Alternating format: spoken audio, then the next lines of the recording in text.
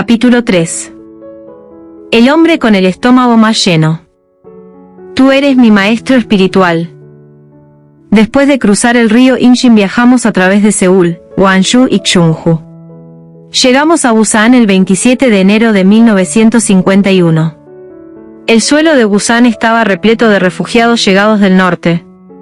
Parecía como si toda la población del país se hubiese concentrado allí, ocupando todos los lugares en los que fuese posible vivir, y no cabía nadie más. No quedaba otra opción que entrar en el bosque por la noche para escapar del frío, y de día bajar a la ciudad en busca de comida. Mi cabello, que había mantenido corto durante mi estadía en prisión, había crecido en abundancia. Mi pantalón, al que por dentro le había cosido el algodón de un acolchado, estaba absolutamente gastado. Mis ropas estaban tan impregnadas de mugre grasosa que cuando llovía las gotas rodaban sobre la tela. De las suelas de mis zapatos no quedaba casi nada de tan agujereadas que estaban, era como caminar descalzo. Por donde me mirasen era el rey de los miserables, el más pordiosero de los mendigos. Como no tenía trabajo ni dinero en el bolsillo, no me quedaba otra que pedir comida. Aún mendigando, siempre, mantenía mi dignidad. Yo era muy suspicaz, y si a la primera mirada notaba que alguien no me iba a dar nada, le decía con firmeza, oiga, usted debe ayudar a la gente necesitada si quiere recibir bendiciones después. Y así obtenía comida. Entonces nos reuníamos en círculo en un área soleada y compartíamos lo que habíamos recibido entre decenas de personas. Aún sin poseer nada y mendigando alimento, fluía entre nosotros una cálida amistad. Miren esto. Oí a alguien gritar, ¿cuántos años han pasado? Me volví para ver quién llamaba con tanta alegría y vi que era Deomu Myo-wem, un amigo de mis días de estudiante en Japón, quien se había gustado de mis canciones y con quien terminé confraternizando toda la vida. Hoy es uno de los arquitectos más representativos de Corea por haber diseñado el Centro Cultural Sejong y el Hotel Lotte. No dudó en abrazarme pese a mis ropas raídas y me arrastró a su casa. Vamos, dijo. Vamos a mi casa. Se había casado y vivía en un solo ambiente. En medio del pequeño cuarto colgó un acolchado, con lo que dividió la habitación en dos, y mandó a su esposa y a sus dos hijos pequeños al otro lado. Dale, dijo, cuéntame cómo viviste todo este tiempo. Siempre me pregunté dónde y cómo estarías viviendo. La pasábamos como íntimos amigos, pero siempre fuiste más que un amigo para mí. Sabías que internamente siempre sentí un gran respeto por ti. Hasta ese momento yo nunca había compartido abiertamente mi corazón con ninguno de mis amigos. A tal punto era así como en Japón, si ellos venían cuando estaba leyendo la Biblia, enseguida la guardaba. En la casa de Deomu Myo-wem, hablé de mí por primera vez. No alcanzó la noche para que le contara todo. Le hablé de mi encuentro con Dios, de las cosas nuevas de las que me había dado cuenta, del cruce del paralelo 38 para ir a Pyongyang a comenzar una iglesia y de haber sobrevivido a la prisión de Hunnan. Me llevó 3 días enteros contarle todo. Luego de escuchar mi relato, Deomu Myo-wem se levantó de golpe y comenzó a hacerme una gran reverencia. ¿Qué te pasa? ¿Qué estás haciendo?, le pregunté. Tiré de su mano para impedírselo, pero fue inútil. A partir de ahora tú eres mi gran maestro, dijo. Esta reverencia es el saludo a mi maestro, así que por favor acéptalo. Él ha estado a mi lado desde entonces, como amigo de toda la vida y como discípulo. Cuando dejé la habitación de Deomu Myo-wem, conseguí un trabajo pesado, nocturno, en el muelle 4 del puerto de Busan. Cuando cobraba me compraba un guisado de porotos en la estación de Chorrayang. Para que no se enfriase envolvía las viandas, fuertemente atadas con trapos, en pedazos de manta. Cuando me compré uno, estuve abrazado al recipiente más de 1 hora antes de comerlo. Eso ayudó a calentar mi cuerpo, congelado después de haber estado trabajando toda la noche en el frío del muelle. Para entonces me alojaba en un refugio para obreros del barrio Choryang. La habitación era tan pequeña que, aún acostado en diagonal, mis pies tocaban la pared. Pero aún así afilé un lápiz y comencé con dedicación a escribir el primer borrador del Bori Wong Bong, texto original de El Principio Divino. El hecho de que yo fuese financieramente pobre no era un problema. Aunque uno viva dentro de una pila de basura, nada es imposible si uno tiene voluntad. Wonpil Kim, que acababa de cumplir 20 años, también hizo de todo. Trabajaba como empleado en un restaurante y traía las sobras del arroz pegado al fondo de las ollas, que luego hervíamos y compartíamos. Nacido con un don para el dibujo, consiguió trabajo como pintor en una base norteamericana. En eso subimos hasta Beom-na-Edgol, en Beomil-don, y construimos una choza. Debido a que Beom-na-Edgol está cerca de un cementerio, en aquel tiempo no había más que un barranco rocoso. No teníamos un terreno del que pudiésemos decir que era nuestro, por lo que apisonamos una sección de una pendiente empinada e hicimos las bases de una vivienda. Ni siquiera teníamos pala, así que tomamos, a escondidas, una pala pequeña de la cocina de alguien y más tarde la retornamos sin que el dueño se diera cuenta de que faltaba. Con Wonpil Kim rompimos las piedras, cavamos la tierra y cargamos balasto. Levantamos las paredes con ladrillos hechos de barro y paja, desarmamos unas cajas de víveres vacías que nos dieron en la base estadounidense y las pusimos de techo. Cubrimos el suelo con bolsas negras de plástico. No había otra choza como esa. Por ser una vivienda apoyada en las rocas, un enorme pedazo de piedra sobresalía en el centro de la habitación. Las únicas posesiones que teníamos eran un pequeño escritorio detrás de la piedra y un caballete de Wonpil Kim. Cuando llovía teníamos una fuente natural dentro de nuestra vivienda. Era muy romántico escuchar el sonido del agua que fluía por debajo de donde estábamos sentados. Por la mañana, después de dormir en esta habitación helada en la que se filtraba la lluvia y el agua discurría debajo, corría el agua de nuestras narices. Pero éramos felices de tener, aunque más no fuera, un pequeño espacio donde poder acostarnos y relajar nuestras mentes. El entorno era miserable, pero lleno de esperanza porque estábamos en el camino de la voluntad de Dios. Cuando Wonpil iba a trabajar a la base, yo lo acompañaba hasta el pie de la colina. Cuando volvía por la tarde, bajaba a esperarlo. El resto del tiempo ni dormía, le sacaba punta al lápiz, me sentaba en el escritorio y me dedicaba a escribir el Bori Wong Wong. No había arroz en el tarro, pero el cuarto estaba lleno de lápices.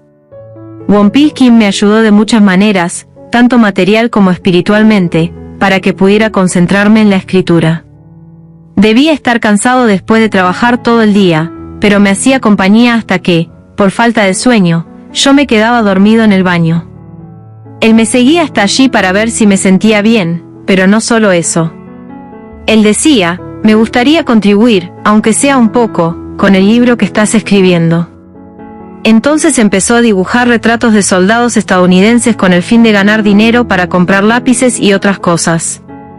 En aquel tiempo estaba de moda, entre dichos soldados, hacer un retrato de sus esposas o de sus novias antes de regresar a su patria. Pegaba una tela en marcos de madera, pintaba los retratos y recibía $4 por cada uno. Yo, me sentía tan agradecido por su dedicación que, cuando él dibujaba, me sentaba a su lado en silencio y hacía lo posible por ayudarlo. Después de que se iba a trabajar a la base, yo encolaba consistentemente la tela, cortaba la madera para los marcos y los pegaba. Durante el tiempo que le llevaba a salir del trabajo y llegar a casa, le lavaba sus pinceles y le compraba la tintura que necesitase. Entonces, sobre la tela encolada, él dibujaba con un lápiz 4B. Al principio solo le encargaban de a 1 o 2 retratos, pero de repente se hizo conocido y ya ni dormía porque debía dibujar 20 o 30 de ellos. Ni bien aumentó el trabajo, yo, que solamente preparaba los marcos con la tela, también tuve que tomar el pincel. Una vez que Wonpil había dibujado el contorno de la cara, yo coloreaba los labios y la vestimenta. Empleábamos dinero que ganamos juntos, después de adquirir los lápices y el material de dibujo, para las cosas de la iglesia. Era muy importante dejar registro escrito de la palabra de Dios, pero más importante y urgente aún era propagar su voluntad a muchas más personas. El loco apuesto que vive junto al pozo de agua. Cuando construimos la casa de adobe en Beom-na-Edgol y comenzamos una iglesia, solamente 3 personas estaban allí presentes para oírme predicar. Pero yo no hablaba pensando que eran solamente 3 los que me escuchaban. Lo hacía con voz sonora, como dirigiéndome a millares, a millones, a toda la humanidad, aunque no los viese. Predicaba con voz potente, al mundo entero, los principios que había comprendido. Había un pozo de agua delante de nuestra casa. Entre la gente que venía a buscar agua comenzó a circular el rumor de que en la casa de barro vivía un loco. Era entendible que la gente susurrara en esos términos. En una región deshabitada, un hombre de aspecto miserable vivía en una casa que parecía embrujada y gritaba como si estuviese dándole órdenes al mundo. Parece que cuando escucharon decir que habría grandes cambios en el cielo y en la tierra y que Corea uniría al mundo, los rumores acerca de mí se expandieron hasta los confines de la colina. Fuera por efecto de esos rumores o porque querían ver al loco que vivía cerca del pozo, el hecho es que empezó a venir gente. Una vez vino un grupo de estudiantes de un seminario teológico y hasta un grupo de profesores de la Universidad de Mujeres Iguá. Los rumores fueron complementados con el de que yo era un hombre esbelto, de buen aspecto, por lo que las mujeres de mediana edad comenzaron a subir la colina para ver al loco, apuesto como una forma de pasar el tiempo. El día que terminé de escribir el Bori Wong Bone, dejé mi lápiz y oré.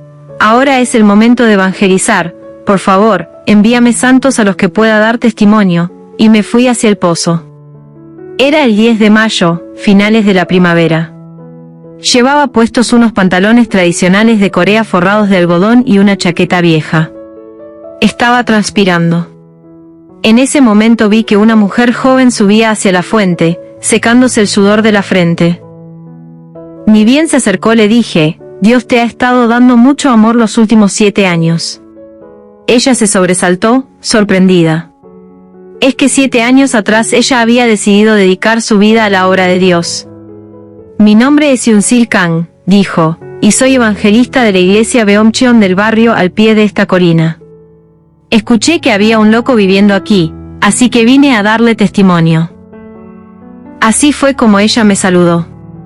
Una vez que terminó de hacerlo, y ya dentro de la casa, recorría con ojos extrañados el lastimoso cuarto y mirando fijamente el escritorio preguntó, ¿por qué tienes tantos lápices allí? Hasta esta mañana, le contesté, estuve escribiendo un libro que revela principios del universo. Se me ocurre que Dios te ha enviado aquí para que escuches la palabra. ¿De qué me estás hablando?, dijo. Vine aquí porque me dijeron que subiera a predicar al que vive cerca del pozo. Le acerqué un cojín, le invité a sentarse y me senté yo también. Se oía el sonido del agua que fluía por debajo de nosotros. En el futuro, Corea desempeñará un papel similar al de la cima del mundo, le dije. Llegará el tiempo en que gente de todo el mundo se lamentará de no haber nacido coreana. Me contempló con una expresión de asombro ante lo que le parecía un absurdo. Al escucharme decir, así como Elías apareció como Juan el Bautista, Jesús vendrá a Corea usando un cuerpo carnal. Se enojó y replicó, ¿me estás diciendo que Jesús, como si no tuviese dónde ir, vendrá a un lugar tan miserable como Corea? Y siguió, ¿has leído el libro del Apocalipsis? Yo, me lo dice como alguien que estudió en el seminario teológico de Koryo, la interrumpí. ¿Cómo sabes eso?, preguntó ella. ¿Cómo podría haberte esperado si no supiera ni siquiera eso de ti? Dijiste que viniste aquí a darme testimonio, de manera que, adelante. Enséñame. Yoon-sil Kang, como teóloga experta, citaba versículos bíblicos uno tras otro, atacándome. Me desafiaba tan ferozmente que me mantuvo ocupado respondiendo a sus retos con voz fuerte, como si fuese el sonido de la chimenea de una locomotora. Nuestro debate se extendió hasta que oscureció, así que serví la cena. Lo único que teníamos para acompañar el arroz era un kimchi desabrido, pero nos sentamos en la sala con el sonido del agua corriente. Entre los dos comimos todo y debatimos de nuevo. Ella volvió al día siguiente, y al otro, y después de haber polemizado conmigo dejó la iglesia de Beomcheon y se convirtió a la nuestra. Un día muy ventoso de noviembre, mi mujer vino a verme a la choza en Beomnaetbol. Traía de la mano a un niño de 7 años. Mi hijo había nacido el año que salí de casa para ir a comprar arroz y me fui para Pyongyang. Se había convertido en un muchachito. Yo no me atrevía a mirarlo de frente. tampoco podía acariciar su rostro para mostrarle mi alegría, ni pude abrazarlo. Me quedé parado como una estatua de piedra, sin decir palabra. Sin necesidad de que ella me lo dijera, podía imaginar el dolor que esa madre y ese niño habrían sufrido a causa de la guerra. En realidad, yo sabía dónde y cómo vivían, pero aún no era el momento de cuidar de mi propia familia. Así como le había pedido, antes de casarnos, que creyera en mí y me esperara, un día yo podría ir contento a buscarlos. Pero aún no era el momento. La cabaña era estrecha y estaba destartalada, pero era nuestra iglesia. Varios miembros comían conmigo. Vivían allí y estábamos estudiando la palabra de Dios. No era el lugar para traer a mi familia. Mi esposa le dio un vistazo a la cabaña, se decepcionó mucho y se fue cuesta abajo. Una iglesia sin denominaciones, una iglesia que no es iglesia. Si es verdad el dicho de que uno vive tanto como insultos recibe, yo podría vivir 100 años más. Además, mi estómago está repleto, no de comida, sino de los insultos que me comí, muchos más que el común de la gente. Diría entonces que nadie en el mundo tiene la panza tan llena como yo. Las iglesias protestantes tradicionales, que se me opusieron y me apedrearon cuando fui a Pyongyang a comenzar una iglesia, también se me opusieron en Busan. Incluso antes de fundar una iglesia como debe hacerse, nos cuestionaron, inquisitivamente. Calificativos como hereje y pseudo fueron agregados como parte de mi nombre propio. De hecho, decir San Myung-moon era lo mismo que decir hereje o pseudo religioso, al punto de que nadie me nombraba sin usar esos adjetivos como prefijo. En 1954, en medio de una violenta persecución, desmontamos la choza de Busan y subimos a Seúl, pasando por Daegu. En mayo del año siguiente alquilamos una casa en el barrio de Bukak, cerca del parque Hancheondan, y colgamos un cartel que decía, Asociación del Espíritu Santo para la Unificación del Cristianismo Mundial.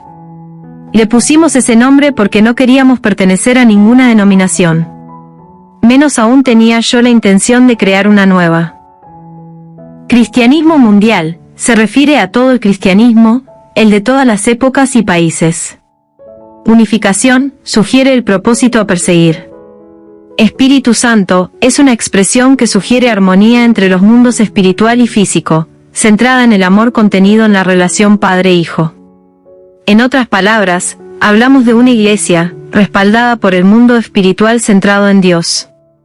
En particular, la unificación era mi ideal para ir construyendo el mundo ideal de Dios. La unificación no es una unión. Una unión se da cuando se juntan dos, pero una unificación se concreta cuando dos se hacen uno.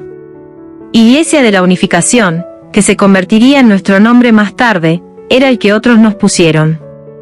En aquellos días, los universitarios nos llamaban la Iglesia de Seúl.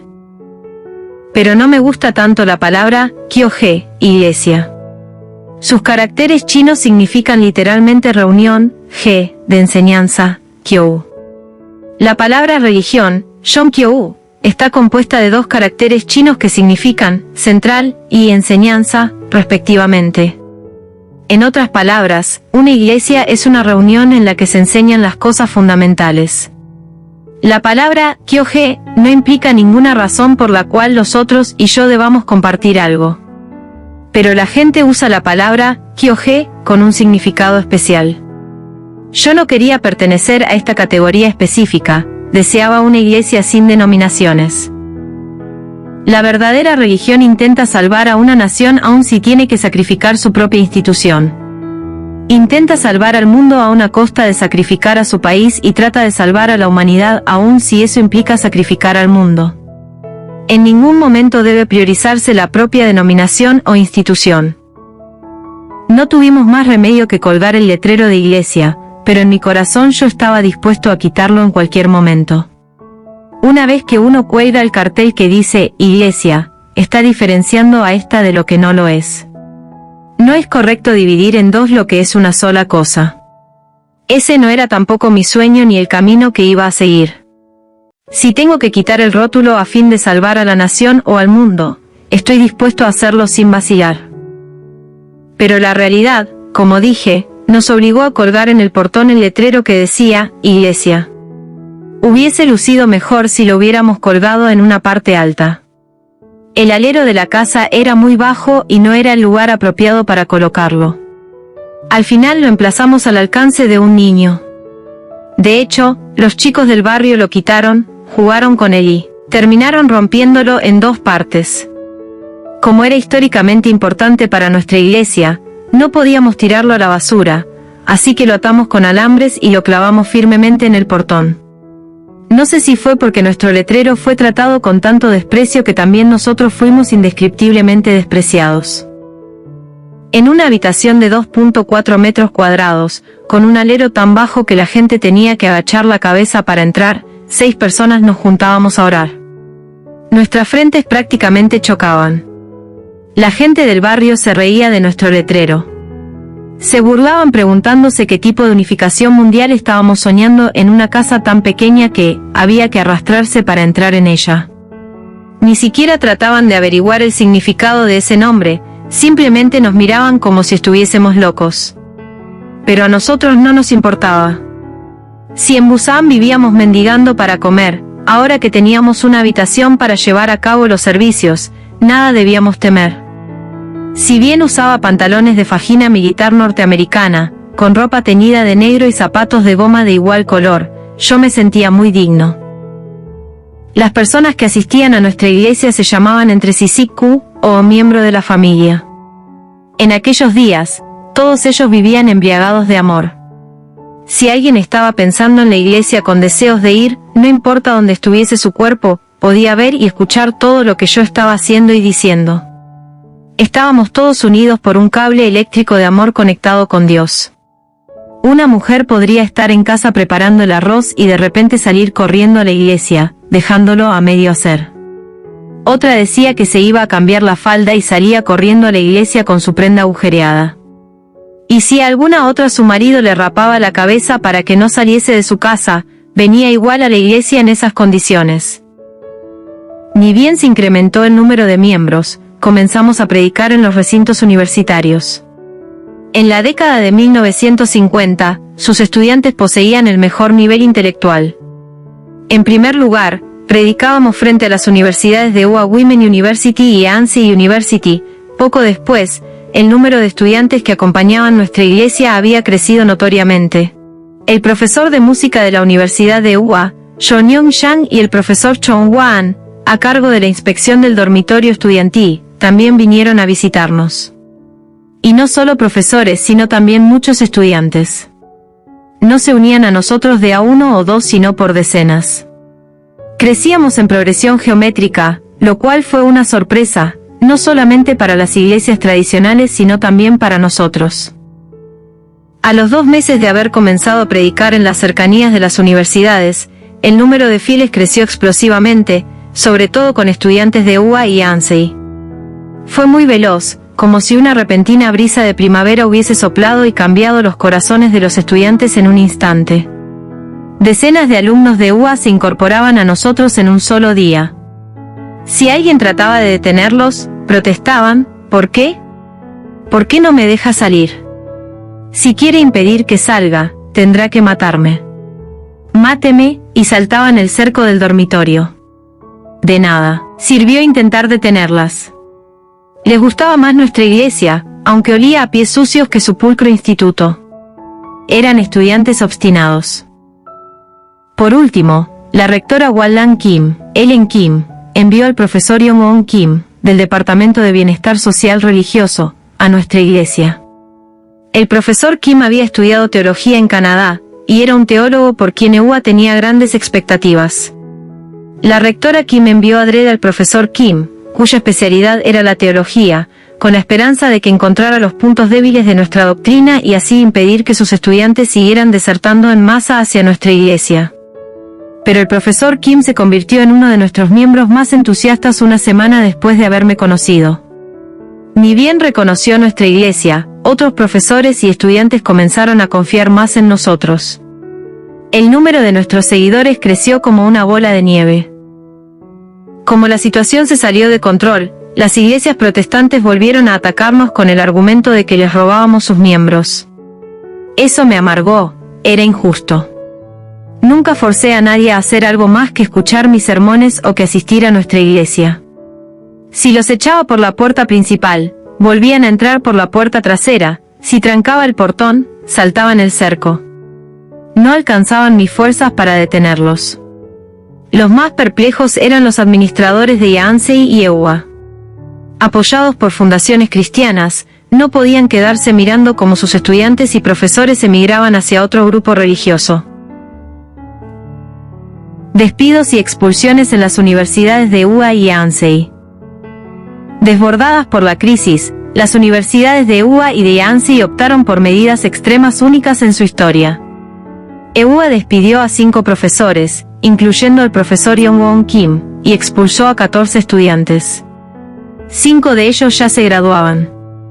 En la Universidad de Yancey también despidieron a un profesor y expulsaron a 2 estudiantes. El capellán de la universidad, en aquellos días, había intentado asesorar a los estudiantes. ¿Acaso no pueden asistir a esa iglesia después de graduarse para que no influya en la universidad? Pero no le hicieron caso. Por el contrario, los estudiantes protestaron fuertemente. En la universidad hay muchos ateos y hasta hijos de chamanes. ¿Por qué solamente nos expulsan a nosotros? Pero las autoridades de la escuela les reiteraban su postura. Nuestra escuela es privada, por ser cristiana, podemos expulsarlos a voluntad, y los echaron. Cuando los medios se enteraron del incidente, un periódico publicó un editorial titulado, «En un país donde hay libertad de culto, las medidas de expulsión son erróneas», y agitó la opinión pública. La Universidad de EUA, financiada por una fundación cristiana de Canadá, temía traerse problemas de apoyo financiero si se expandía el rumor de que muchos de sus estudiantes iban a una iglesia considerada hereje. En aquellos días, EUA era muy diligente en tomar asistencia a los estudiantes en las 3 horas semanales en que celebraban capilla, y lo reportaba a la sede misionera. Una vez que los estudiantes fueron expulsados y los profesores despedidos, la opinión pública comenzó a cambiar más y más a nuestro favor. Para revertir eso, EUA comenzó a propagar falsos rumores, tan lamentables que ni siquiera me atrevo a hablar de ellos. Pero cuanto más falso es el rumor, más atrae a la gente. Estos rumores dieron origen a otros rumores, igualmente falsos, y nuestra iglesia fue atormentada durante más de un año por ellos. Yo no deseaba que el incidente se agrandase. Me negaba a causar problemas. Traté de persuadir a estudiantes y profesores de que podían llevar una vida de fe silenciosa, sin necesidad de irse del dormitorio y causar tanto escándalo público. Ellos, sin embargo, se mostraron inflexibles. Me dijeron, ¿por qué no? Yo también quiero recibir la gracia divina, como los demás, y a medias me convencieron. Al final, todos fueron obligados a abandonar sus escuelas. No podía sentirme cómodo por ello. Los expulsados, en un intento por aliviar su dolor interior, fueron en grupo a orar a un monasterio en el monte Samgak. Como habían sido expulsados de sus escuelas, sus familias estaban enojadas con ellos y sus amigos los evitaban. No tenían un lugar apropiado al que concurrir. Escalaron el monte y ayunaron, sumidos únicamente en la oración, derramando lágrimas y con agua corriéndoles por las narices. Enseguida, aquí y allá, algunos comenzaron a hablar en lenguas. Dios siempre se manifiesta cuando estamos al borde de la desesperación. Los estudiantes que habían sido expulsados de sus escuelas y rechazados por sus familias y por la sociedad, encontraron a Dios en el retiro del monte Samgak. Me fui hasta allí a verlos y les repartí comida. Habían adelgazado bastante por el ayuno, y los consolé. Ya es bastante mortificante y triste que los hayan expulsado. No es necesario que encima ayunen, les dije. Si no han hecho nada que les dé remordimientos de conciencia, no es deshonroso recibir insultos, ni los convierte en pecadores. Así que no se desanimen y esperemos nuestro momento. Más adelante, las 5 estudiantes que estaban a punto de graduarse se inscribieron en Sommyung Women's University y lograron su título, pero este incidente fue decisivo para granjearme una muy mala reputación. Al publicarse estruendosamente, en los diarios, el incidente con EUA y Yancey, los malos rumores que circulaban sobre las religiones emergentes fueron atribuidos, en su totalidad, a nuestra iglesia. Un rumor que comenzaba con tal vez sea así, se volvía un por cierto es así. Me dolió ser sometido a un trato tan injusto. De amargado y enojado que estaba sentí ganas de retrucar a gritos, pero opté por no decir ni una palabra y no enfrentarlos. Teníamos mucho que hacer y un largo camino por delante. No teníamos tiempo para quedarnos peleando. Yo pensaba que los malentendidos se resolverían con el tiempo y que no era necesario involucrar tanto nuestros sentimientos en ello. No me preocupé. Me hice el que no escuchaba a quienes públicamente decían, a San Myung-moon que lo parta un rayo, ni a la prédica tirana de los ministros cristianos que proponían orar por mi muerte. Pero los rumores, en lugar de aplacarse, se propagaban más y más a cada día que pasaba. El mundo entero parecía haberse unido para señalarme con su dedo acusador. Ni bajo el intenso calor de la fábrica de fertilizantes del campo de concentración de Hungnam me había descubierto el torso, pero daba vueltas la especie de que yo, justamente yo, bailaba desnudo. Desde ese día, las personas que venían a nuestra iglesia por primera vez me miraban con ojos desconfiados. ¿Será cierto que este tipo baila desnudo? Sabiendo mejor que nadie que se necesitaría mucho tiempo para aclarar este tipo de malentendidos, no dije ni una palabra de excusa. Para conocer mejor a alguien hay que tratarlo personalmente. Era inútil tratar de explicar algo a personas que sin dudarlo afirman cosas de alguien que ni siquiera han visto, de modo que lo soporté en silencio. El incidente de las universidades de Ua y Ansei puso a nuestra iglesia completamente a un paso de la destrucción. Sobra decir que clavaron en mi frente la imagen de pseudo religioso, pero, además, las iglesias protestantes tradicionales se unieron para pedir al gobierno que me castigase. En eso, el 4 de julio de 1955, la policía irrumpió en nuestra iglesia y me llevó detenido junto con Wonpil Kim, Yoyong-yu, Yomin-yu y Jowon-yu. Los pastores y presbíteros de las iglesias protestantes tradicionales, de la mano de la clase influyente, enviaron una carta a los políticos para que se cerrara nuestra iglesia. Por eso fue por lo que los 4 miembros que estaban conmigo desde el principio tuvieron que acompañarme a prisión. El asunto no terminó ahí. La policía revolvió a fondo mi pasado y encontraron el crimen de haber eludido el servicio militar. Salido de la prisión de Corea del Norte, cuando llegué al sur ya había sobrepasado la edad de cumplir con la conscripción. Pero igual me acusaron de violar esa ley. En ramas chamuscadas también crecen nuevos brotes. Los detectives de la sección de inteligencia especial de la Oficina de Orden Público me llevaron detenido a la comisaría de Chungju. Era absurdo que me detuviesen por evadir el servicio militar. Quedé estupefacto, pero fui detenido. Soy alguien que, aunque tengo boca, no puedo hablar en esos casos. Aun siendo falsamente acusado, no puedo proferir una palabra de protesta. Hubo quien me vio soportándolo y me dijo que no tenía agallas, pero lo tomé como que era el camino que me había tocado y me aguanté una y otra vez.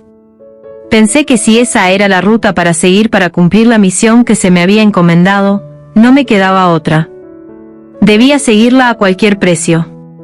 Al ser precisamente esa la razón de mi vida, jamás me desalentaría, y cuanto peor me iba, más honrosamente me comportaba ante cualquiera. Una vez que lo decidí así, la policía no tenía habilidad para manipularme. Al redactar el informe, yo le iba enseñando a la gente que debía escribir. Cuando le dije, ¿por qué no usa esta palabra? Allí tiene que ponerlo de esta manera, los demás se caían de espaldas. Al escribir el informe como yo indicaba, cada una de las frases era claramente correcta, pero su contenido, en el contexto general, terminó siendo el opuesto a la intención de ellos. Las policías se enojaron y lo rompieron en pedazos. El 13 de julio de 1955, al 6º día de haber sido llevado a la comisaría de Chungju, volví a ser encarcelado, esta vez en la prisión de Seodaemun, Seúl. Me esposaron, pero ello ni me avergonzó ni me entristeció. La vida en la cárcel no era ningún obstáculo en mi camino. Era un motivo sólido para despertar sentimientos de ira, pero no servía como trampa para desalentarme. Al contrario, para mí era como haber obtenido los fondos para comenzar un negocio. Vencí la vida en prisión con este pensamiento: a mí la cárcel no me hará desaparecer, no puedo morir. Esto es apenas una plataforma para dar el gran salto hacia un mundo de liberación. Que lo malo decline y lo bueno prospere es lógica terrenal y ley celestial. Aunque entre en una montaña de estiércol, saldré limpio si mantengo un corazón puro y verdadero. Cuando me llevaban esposado, algunas mujeres me miraban de reojo y fruncían sus rostros en señal de reprobación, con la expresión de quien siente náuseas ante el obsceno, fundador de una falsa religión. Pero yo no tenía nada que temer ni de qué avergonzarme. Para ponerlo en palabras llanas, aunque me acosasen a mí y a la iglesia, jamás trastabillaría. Pero, ¿cómo no me iba a doler? Hacia el exterior me mostraba con la frente en alto, pero más de una vez sentí un nudo en la garganta y una tristeza que calaba mis huesos. Cada vez que mi corazón se debilitaba, apretaba los dientes y me decía, yo no soy un hombre al que una prisión lo acabe. Me pondré de pie nuevamente y sin falta. Con toda certeza me levantaré de nuevo. Todo este dolor lo llevaré oculto en mi corazón. Yo asumo toda la carga de la iglesia. Pensaban que si yo iba a prisión la iglesia se acabaría y que los miembros, de inmediato, se dispersarían. Pero no ocurrió lo que esperaban. Mientras estuve en prisión venían a visitarme todos los días. Hasta se peleaban por verme primero. Las visitas comenzaban a las 8 de la mañana, pero desde la madrugada esperaban, haciendo fila, fuera de la prisión. Aumentó gradualmente el número de personas que, cuanto más se me insultaban y más solitario me quedaba, me consolaban y lloraban por mí. Yo no les demostraba mi afecto. Más bien acostumbraba a darles una reprimenda, ¿para qué vienen? ¿Por qué tanto ruido? Aún así, me seguían con lágrimas en los ojos. Era la expresión de su fe y de su amor. No me querían porque yo les hablara bien o con elocuencia. Me querían porque conocían el amor que había en el fondo de mi corazón. Nuestros miembros reconocían mi sinceridad. Jamás podré olvidar a los que me acompañaron incondicionalmente cada vez que iba esposado a declarar a la corte. Llevaré siempre en mis recuerdos la imagen de sus rostros, apesadumbrados al verme sentado en el banquillo de los acusados. ¿Cómo puede ser que este hombre los haga enloquecer tanto?, comentaban los guardias de la prisión al ver a nuestros miembros venir en masa a la prisión. No, son ni su esposa, ni su marido, ni sus hijos, ¿cómo pueden serle tan leales?, se admiraban otros. También hubo un guardia que pensó para sí, dicen que Moon es un dictador y un explotador, pero eso no es más que un falso rumor, y se unió a nuestra iglesia. En definitiva, a los 3 meses de haber sido encarcelado me liberaron, declarado inocente de todos los cargos. Ese día, el director de la prisión y los jefes de sección me despidieron cortésmente. Después de 3 meses, todos ellos estaban con nosotros. La razón de que sus corazones se volcaran hacia mí era muy simple. Una vez que tuvieron la oportunidad de observarme de cerca se dieron cuenta de que era completamente diferente de la persona descrita por los rumores que habían oído. En este caso, los escandalosos y falsos comentarios que circulaban en la sociedad nos habían servido para evangelizar. Cuando fui llevado por la policía, los medios de comunicación y la sociedad hicieron un bullicio tremendo, pero cuando fui declarado inocente y puesto en libertad, hicieron silencio.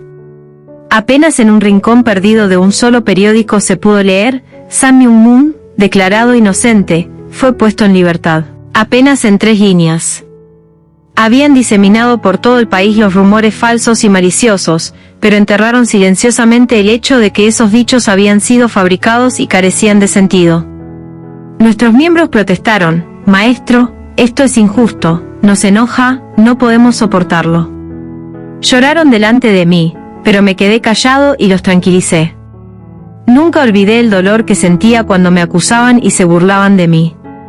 Cuando muchos me culpaban y no había lugar para mí en toda la península de Corea, pude soportarlo y superarlo, pero aquella tristeza aún permanece en una esquina de mi corazón. Puedo ser como un árbol, azotado por el viento y la lluvia y chamuscado por el fuego, pero nunca me permitiré ser un árbol que muera. Hasta en las ramas chamuscadas salen nuevos brotes cuando llega la primavera. Si sigo caminando honrosamente, abrazando firmes convicciones en mi corazón, el mundo también me reconocerá algún día. Las heridas nos entrenan. La gente calificaba de herejía la nueva verdad que yo predicaba y me arrojaban piedras, pero Jesús, nacido en la tierra del judaísmo, también fue acusado de un hereje y fue crucificado. En comparación, la persecución que sufrí no fue tan dolorosa ni mortificante. Podía soportar cualquier dolor que infligiesen a mi cuerpo. Sin embargo, la acusación de herejía contra nuestra Iglesia no podía ser más injusta. Muchos de los teólogos que la han estudiado desde sus comienzos dijeron que era una nueva teología, muy original y sistemática, y la recibieron complacidos. A pesar de ello, el hecho de que la controversia que rodeaba a nuestra Iglesia haya crecido y se haya expandido, más que una cuestión teológica, fue algo engendrado por las circunstancias. La mayoría de nuestros miembros venían de otras iglesias. Esa fue precisamente la causa de que la nuestra se convirtiese en la enemiga de las tradicionales.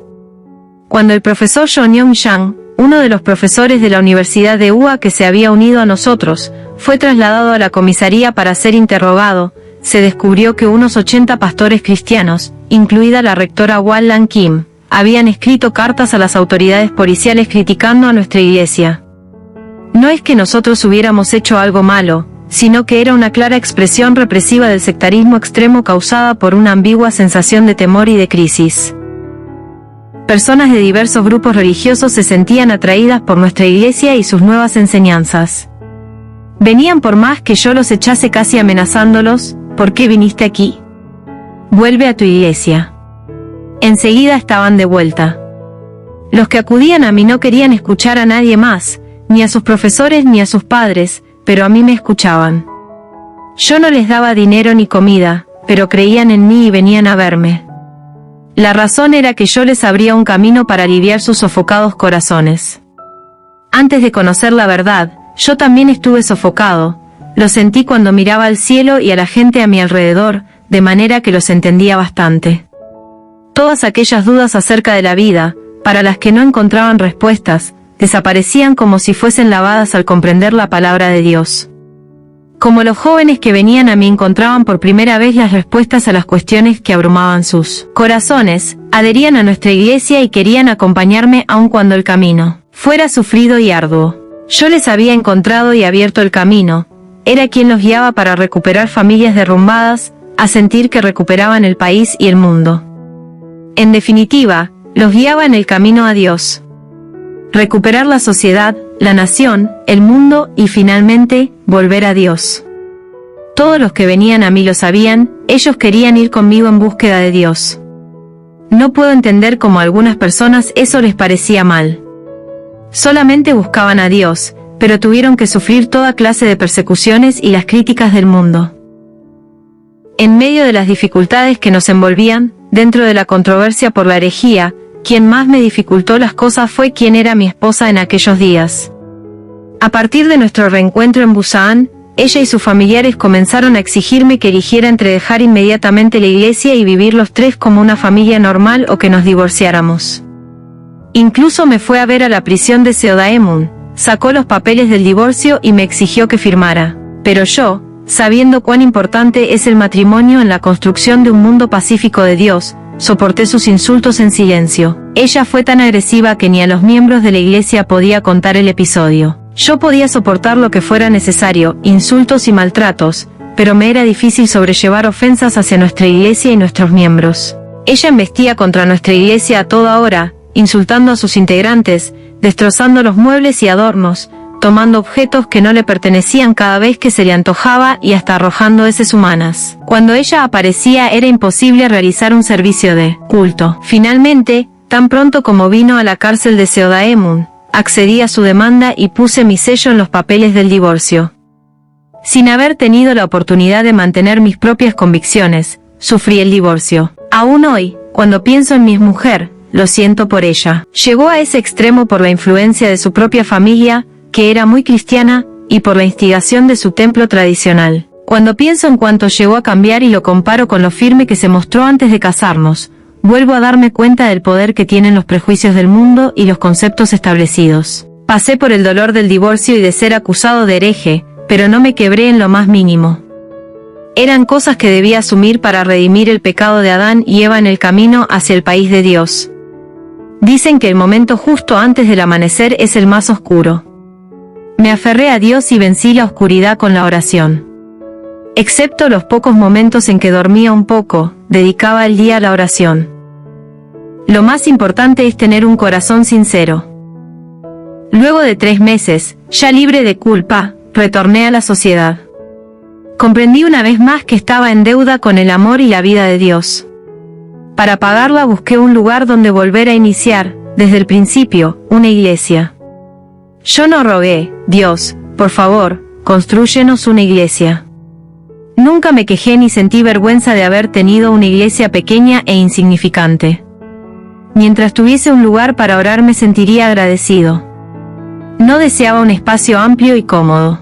Para conseguir un lugar en el que pudieran reunirse los miembros para ofrecer el servicio, obtuvimos un préstamo de 2 millones de wons, hoy $2.000, y compramos una casa casi desmoronada en una pendiente de Cheonpadong.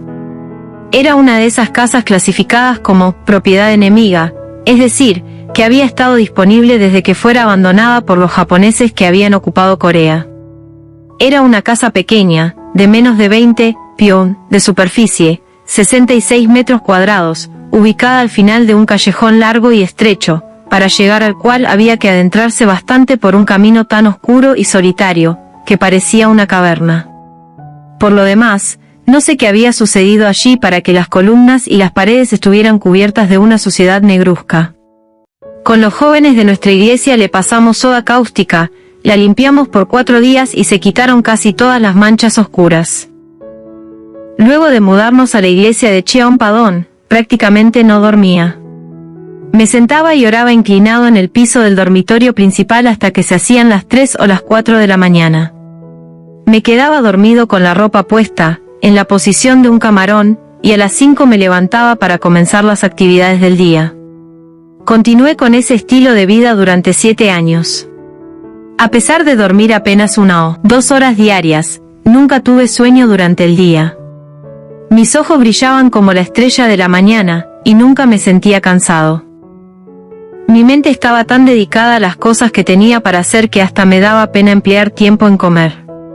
No me hacía preparar una mesa, comía en el piso, agachado sobre el plato. Me repetía constantemente, y oraba con un corazón que siembra una semilla en medio de todo tipo de falsos rumores y oposición las siguientes exhortaciones: derrama tu devoción. Derrámala, aunque tengas sueño. Derrámala hasta el agotamiento. Derrámala, aunque sientas hambre. Y estaba convencido que algún día cosecharía lo sembrado. Sentía que, si no llegaba a cosecharlo en Corea, ciertamente lo cosecharía en algún otro lugar del mundo. 1 año después, nuestra iglesia tenía más de 400 miembros. Si los nombraba uno por uno en mi oración, veía sus rostros pasar uno tras otro, por mi mente, incluso antes de nombrarlos. A algunos los veía llorar y a otros reír. En mi oración me daba cuenta de cómo estaba cada uno. A veces, cuando estaba nombrando a alguien, sentía en mi interior: hoy esta persona vendrá a la iglesia, y venía sin falta. Iba a visitar al que vi enfermo en mi oración y le preguntaba: ¿te duele algo? Así es, me respondía. Cada vez que los miembros se sorprendían: ¿cómo sabía, maestro, que yo estaba enfermo? Es increíble. Yo me limitaba a sonreír. Esto ocurría en ocasión de la consagración de los matrimonios. Antes de la ceremonia preguntaba a los novios si habían mantenido su castidad. Un día, al preguntar a un candidato en particular, me contestó en voz alta que sí. Le pregunté de nuevo y me aseguró que sí. Le pregunté por 3ª vez y me dio la misma respuesta. Lo miré fijamente a los ojos y le dije con voz temerosa: ¿tú cumpliste el servicio militar en Hwacheon, en la provincia de Gangwon-do? No. Con voz llena de miedo me respondió que sí. ¿Cuándo te dieron vacación fuiste a un motel en la ruta a Seúl? No. Ese día te acostaste con una mujer de falda roja. Lo sé muy bien, ¿por qué me mientes? Me enojé y lo eché. Si mantenemos abiertos los ojos del corazón, se llega a saber lo que otros ocultan. Había quienes venían a la iglesia arrastrados por la fuerza de fenómenos paranormales, más que por la palabra de Dios. Muchas personas piensan que los poderes espirituales son lo máximo y se aferran a ellos. Sin embargo, aquello que llamamos comúnmente milagros tiende a seducir a la gente en general. Una fe que se basa en sucesos inexplicables o milagrosos no es una fe saludable. Todo pecado debe, ineludiblemente, ser reparado mediante una redención. Nunca hay que apoyarse en el poder espiritual. A medida que nuestra iglesia se asentaba, no hablé más con los miembros sobre lo que veía con los ojos de mi corazón. El número de miembros creció gradualmente, pero yo, fuesen decenas o centenas, los trataba como si fuesen una sola persona. Fuese una anciana o un hombre joven, los escuchaba con toda mi devoción. De todos los miembros escuché decir lo mismo sobre mí. Nadie en toda la República de Corea me escucha como lo hace el maestro Moon. Las abuelas me contaban desde cómo se casaron hasta de los achaques de su anciano. Me gusta escuchar las historias de los demás. Por eso, cada vez que alguien, sea quien sea, se abría y me contaba, perdía la noción del tiempo. Escuchaba durante 10 o 20 horas sin parar. La persona que pide conversar tiene urgencia. Busca una soga que la salve, de manera que debía escucharla con toda mi devoción. Esa es la manera de amar la vida de esa persona y de pagar las deudas de mi vida. Lo más importante es valorar y respaldar esa vida. De la misma manera que yo escuchaba a los demás con todo mi corazón, hacía escuchar intensamente a Dios mi más sincero corazón y le oraba derramando llanto. Rezaba con lágrimas toda la noche. No había día en que el suelo de madera se secara. Estaba mojado con mi sudor. Tiempo después, estando en los Estados Unidos, recibí la noticia de que los miembros estaban planeando restaurar a nueva la iglesia de Cheonpadon y envié un telegrama ordenando que detuviesen la obra de inmediato. Es cierto que esa iglesia era un lugar que contenía mi propia historia personal, pero, más que eso, era el testimonio vivo de la historia de nuestra iglesia. ¿De qué serviría que hiciesen un bello predio si desaparecía nuestra historia? Lo importante no era el aspecto exterior sino el ideal alojado en su interior. Podrá ser deficiente, pero su valor radica en la tradición y en la luz allí existente. Un pueblo que no sabe respetar su propia tradición está destinado a declinar. En las columnas de la iglesia de Cheonpadon está grabada la historia: tal día, por tal y tal motivo, se abrazó a este pilar y lloró.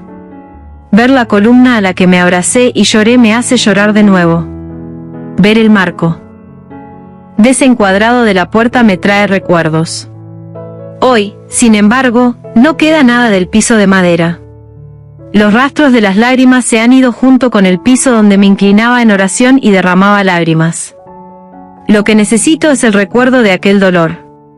No importa que el estilo o la apariencia externa sean viejos. Con el paso del tiempo llegamos a tener muchas iglesias bien construidas, pero yo me siento más cómodo orando en la antigua y estrecha casa de la colina en Cheonpadon. Pasé mi vida orando y predicando, pero todavía siento temor cuando me paro frente a muchas personas. Hablar frente a otros de asuntos públicos es algo que da vida a muchas personas, pero también mata a otras. Para mí es una cuestión de suma importancia llevar por el camino de la vida a la gente que me escucha. Es trazar una línea definida en la encrucijada entre la vida y la muerte. Todavía no decido de antemano el contenido de mis sermones, porque si los preparo de antemano podría entremezclar en ellos mis objetivos particulares. Podría hacer alarde del conocimiento que he acumulado, pero no me permitiría derramar el perfil más sincero y fervoroso de mi corazón. Antes de aparecer en público rezo por más de 10 horas y concentro mi devoción. Con ello profundizo mis raíces. Aunque a las hojas se las coman los insectos, si la raíz es profunda no hay problema. Si bien en ocasiones mis palabras pueden incomodar, basta con tener un corazón sincero. Por la época en que fundamos la iglesia yo vestía una chaqueta militar que habían usado los norteamericanos y ropa de fajina teñida de negro. Subía a la tarima y predicaba empapado en sudor y lágrimas. No había día en que no llorase, amargamente. Las lágrimas llenaban mi corazón y fluían hacia afuera. Eran días en los que mi espíritu parecía estar distanciándose, como si estuviera a punto de expirar. Mi ropa estaba empapada y gotas de sudor rodaban de mi cabeza. En los días de la iglesia de Cheonpadon todos pasaron momentos difíciles, pero en particular Jowon Il-yu sufrió mucho a causa de una enfermedad pulmonar que le dificultaba todo. Aún así, dio conferencias, 18 horas diarias, durante 3 años y 8 meses. El alimento no era satisfactorio, pero aguantó con 2 raciones diarias de cebada. Para acompañarla recurrió apenas a un kimchi, al que solo dejábamos fermentar de un día para el otro. A Yobon y Yu le gustaban los camarones pequeños salados. Dejaba un bote con estos camarones en una esquina de la habitación y de vez en cuando iba y los pinchaba con un solo palito, racionándolos. Así fue como soportó días difíciles. Me dolía en el alma verlo agotado por el hambre, tendido en el piso y sin fuerzas. Me hubiese gustado poder darle mariscos. Todavía hoy, cuando pienso que, aún doliente, grabó y ordenó mis palabras, que fluían como una cascada, se me paraliza el corazón. Gracias al sacrificio de muchos miembros, la iglesia crecía sólidamente. Con estudiantes de escuela intermedia y secundaria formamos la agrupación juvenil, Sunhwa. Esos estudiantes se organizaron entre ellos por número, y turnándose, daban a nuestros misioneros la vianda que sus madres las habían preparado para llevar a la escuela. Cuando los misioneros llevaban ese arroz a su boca, no podían evitar las lágrimas pensando en el hambre del joven que había salteado una comida. La devoción era, para los jóvenes, más importante que la comida en sí. Redoblamos nuestra determinación con un corazón apremiado, cumplamos su voluntad, aunque nos cueste la vida. En medio de esas dificultades salieron misioneros hacia todas partes del país. Había tantos rumores maliciosos que era triste, para nuestros miembros, no poder decir a la gente que eran de la Iglesia de la Unificación, pero limpiaban las calles, ayudaban en tareas domésticas a quien lo necesitara y abrían escuelas nocturnas para alfabetizar a la gente y predicarles la palabra de Dios. La tarea insumía varios meses, hasta que lograban una afinidad de corazón y así, sirviendo a la gente, nuestra iglesia fue creciendo. Aún no olvido a los miembros de los primeros tiempos, pioneros que, aunque tenían fuertes deseos de ir a la universidad, desistieron de hacerlo y optaron por permanecer a mi lado y dedicarse a la iglesia.